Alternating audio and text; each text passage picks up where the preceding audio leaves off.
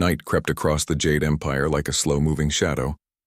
The palace lanterns flickered in the wind, casting long streaks of gold across silent courtyards. But something darker than night was approaching, something ancient, hungry, and forgotten. Judge Dee, the Empire's most brilliant investigator, had just returned from a grueling week of trials. Known for his unmatched intelligence and unshakable moral compass, Dee was legendary for solving crimes even the Emperor feared to speak about. Tonight, however, an impossible mystery awaited him, one that would question not just his mind but his identity. The omen in the sky yet began with a tremor, a deep, earth-shaking rumble that jolted the palace guards awake. The ground beneath their boots vibrated. Birds exploded from the trees, screeching wildly into the night. "Earthquake?" a guard muttered. "No," whispered another, staring upward in horror. A colossal shadow covered the moon. Wings wider than the palace roof stretched across the sky. Smoke and ash rained down like black snow. A dragon, but not any dragon. A black bone dragon, a creature recorded only in forbidden scrolls. A dragon resurrected through necromancy. A beast without life, without mercy, without fear. Its ribs were exposed, glowing with green fire. Its eyes burned like lanterns in a graveyard. With each flap, the air froze, and a stench of decay swept across the capital. Behind it, marching in perfect formation, an army rose from the earth. Skeleton soldiers, armored zombies, bone horses, and specters drifting like torn pieces of night, the Undead Legion. The palace bells screamed, the war drums thundered, and Judge Dee, who had just removed his boots to rest, stared from his window in shock. "Who summoned it?" he whispered. "And what does it want?" 2 Judge Dees before Dee could respond to the chaos, the Emperor's guards dragged someone into his chambers. A man wearing Dee's robes. A man with Dee's face. A man with Dee's voice. "And stop him," shouted the first guard. "He barged into the palace pretending to be you, my lord." The doppelganger smirked. "Pretending? I am Judge Dee. That man," and he pointed, "is the imposter." Dee's eyes narrowed. "You're bold, I'll give you that." The false Dee looked exactly like him. Same scar above the brow, same calm posture, same deep, analytical gaze. The Emperor arrived moments later. Even he froze. By the heavens. He breathed. "2 of you." The imposter bowed perfectly. "Your Majesty, I have urgent news. The undead assault is no accident. Judge Dee," he pointed at the real one, "betrayed the Empire. He summoned the dragon." Gasps filled the hall. Dee laughed once. "If you're trying to frame me, you should have chosen something believable." But the imposter wasn't done. He pulled out a scroll sealed with royal wax, a royal decree, signed by the Emperor himself, ordering the summoning of the bone dragon and appointing Judge Dee as its master. "Forgery," Dee snapped. "Is it?" the fake asked. "Or is it the truth you fear uncovered?" Whispers spread through the court. The judge has turned. "He commands the dead." He wants the throne. Dee stepped forward. "Your Majesty, let me investigate this right now, before the dragon reaches the palace." The imposter stepped in front of him. "No, I must lead the defense. He cannot be trusted. 2 identical men, 2 identical arguments. One emperor trying to decide who to believe, while death marched closer. Then the palace trembled again, this time from inside. The undead breached the palace. The bone dragon landed on the palace's outer courtyard with a thunderous crash. Its claws crushed pillars like pottery. Green fire spilled from its jaws, melting stone and armor alike. The undead army poured in through broken gates. Ghostly screams echoed across the halls. The Emperor panicked.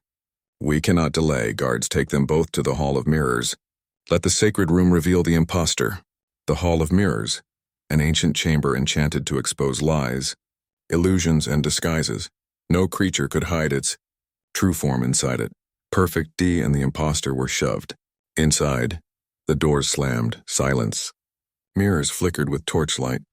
Dee stared at the imposter's reflection and saw something horrifying. The mirrors showed himself. Not 2 Dees, not a human and a monster, but both reflections, Dee and the imposter, were identical. "Impossible," Dee whispered. The imposter grinned. "What's wrong, Judge?" "Can't figure this one out?"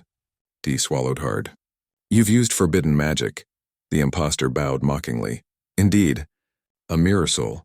A perfect copy, your memories, your voice, your skills, even your reasoning. I know everything you know, a perfect clone, created from a forbidden technique. And unlike you, the imposter added, I serve the Necromancer King. Dee's eyes widened. He died 300 years ago. No, the imposter whispered. He awakened, and then, everywhere at once the mirrors cracked. From the fractures, shadowy hands emerged, grabbing at both men, pulling them apart. The doors burst open. Undead soldiers stormed in, but they paused, because they could not tell which Dee to capture. Both were identical. Both fought identically. Both predicted the other's moves. But Dee found one difference. When we fight, he said, dodging a slash, you always strike to kill. I strike to protect. He grabbed a mirror shard reflecting the torchlight. He held it between them. The imposter hissed, his eyes flickering green, an undead glow. The real Dee shouted, Guards! Aim for the one whose eyes shine with necromancy. The soldiers stormed in, pinning the clone with ropes blessed by monks.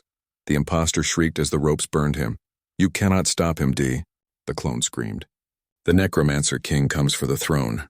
The bone dragon is only the beginning, but Dee didn't have time to interrogate further.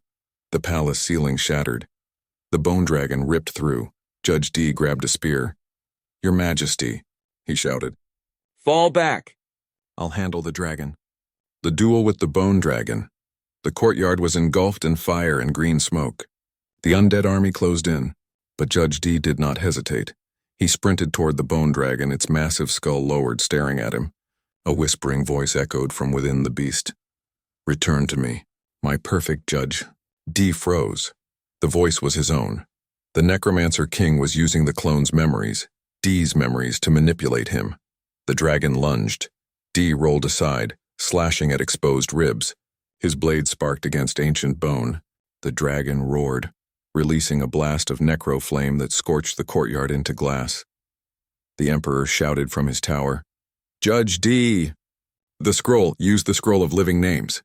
Of course, deep in the library, a legendary scroll recorded every soul still connected to the mortal world. If he found the Necromancer King's true name on it, he could sever the connection controlling the undead. But the scroll was inside the concubine's wing, now completely overrun by zombies. Dee steeled himself. He bolted toward the burning wing, fighting through skeletal warriors, dodging ghostly claws, and leaping over collapsed beams inside. He found the scroll encased in crystal. He smashed it open. Unrolling it, thousands of glowing names spiraled across the parchment. One pulsed brighter. Yin Shao, the eternal King Dee. Placed his palm over the name. I sever thee. A burst of white fire shot down his arm. Outside, the bone dragon shrieked, collapsing. The undead soldiers froze mid-charge. Green flames sputtered out. Souls drifted upward, freed after centuries. The Necromancer King's presence dissolved like smoke in wind. The palace stilled. The war was over. The last mystery. Who is Judge Dee now? The Emperor rushed forward. The guards bowed. The people cheered, but Dee stood silent. The clone was still alive, bound by blessed ropes, and it stared at him, not with hatred, but with recognition. You destroyed him, the clone said. Now what will you do with me? I am you. I think like you. I feel like you. I exist because of you. Dee approached slowly. You're not my enemy, Dee said quietly. You were used. The clone blinked, confused. You have my memories, Dee continued, but you can choose your own path. A mind created from mine is still a mind. I won't destroy you, the Emperor gasped. Judge, you cannot be serious. I am, Dee said firmly. He is my responsibility. The clone's eyes softened, no longer glowing green, but warm, human-like. What will you call me now? The clone asked. Dee smiled faintly. Liang, just Liang, my equal, but your own man.